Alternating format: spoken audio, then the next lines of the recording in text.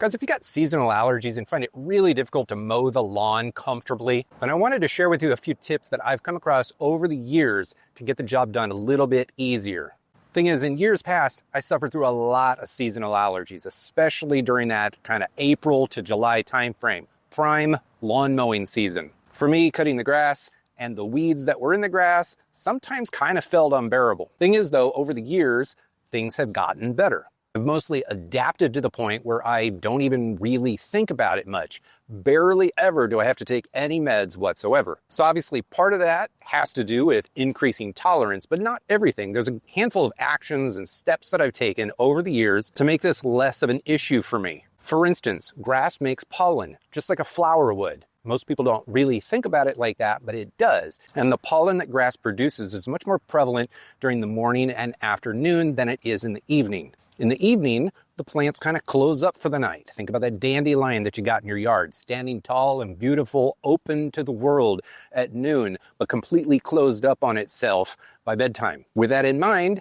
mowing in the evening would be a significantly better time of day to mow than any other, if your primary goal is to minimize your allergies. And of course, while you're mowing, you also want to use the bag on your lawnmower. Bag the clippings. You don't want to mulch them back into the lawn because as your lawnmower blade spins over the grass, if we can capture that pollen into the bag, we can get rid of it. If we're not capturing it and getting rid of it, then that means we're just putting it right back on the lawn.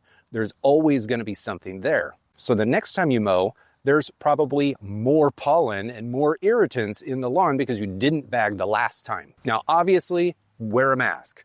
N95 is probably what I would choose if I was going through a particularly bad stretch during the spring. But that choice is up to you. I don't know, wrap a t-shirt around your mouth. But as for your eyes, it's probably best to wear goggles every single time, whether you're using the lawnmower or a string trimmer or whatever. First of all, lawnmowers and string trimmers can throw hard things through the air, and you don't want that stuff hitting your eyes. But it's also going to limit the amount of eye irritants that go into your eyes just with the air just blowing across the lawn. These days, I basically wear some ballistic goggles. Like, it's a little bit overkill. They're used for shooting, but they are shatter resistant, or at least the packaging tells me that they're not supposed to shatter. So if I hit a rock and it goes flying towards my eye, it's going to stop it. And it's also going to stop a lot of the dust and pollen from hitting my eyes from a slight passing breeze. The goggles I use also have interchangeable lenses, so if I want to mow during the day or the night, I don't need two pairs. I can just kind of swap the lenses out.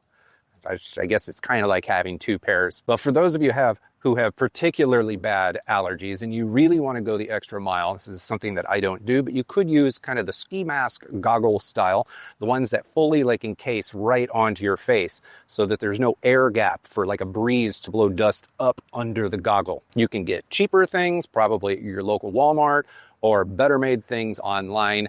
I almost always try my best to get the best made products, but that's a personal decision up to you. The most important thing is you need to put something over your face. Now, this next idea might actually sound a little bit crazy to a lot of you out there. If every time you step out into the lawn to mow, it causes all of those problems that none of us like in our face, snot, asthma, breathing, itchy eyes, whatever it is that you're dealing with, literally keeping fewer weeds in your lawn is actually going to go a long way to minimizing your problems.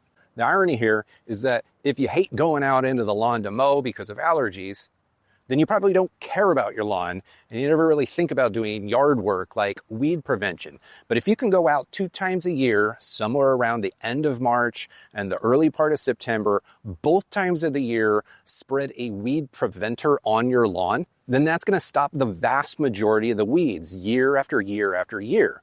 Weeds put up way more pollen, way more irritants than regular grass does. So get the weeds out of your lawn, and stepping out into the yard for any kind of yard work is actually going to feel better. Literally every single time I mow a lawn that has a bunch of weeds in it compared to a lawn that has no weeds in it, like my own, the yard that has weeds in it is always more irritating. Now, to take this a step further in actual lawn maintenance, when you mow, If you don't like mowing, it's pretty common to step out in the yard every 2 weeks or so to mow the grass. The grass has grown up all tall, and then it's hard to mow it, and you got tons and tons of stuff, and it kind of kills your allergies. The counterintuitive solution to this problem is to mow it more often. Every time you cut the grass, that grass has to put more energy into regrowing.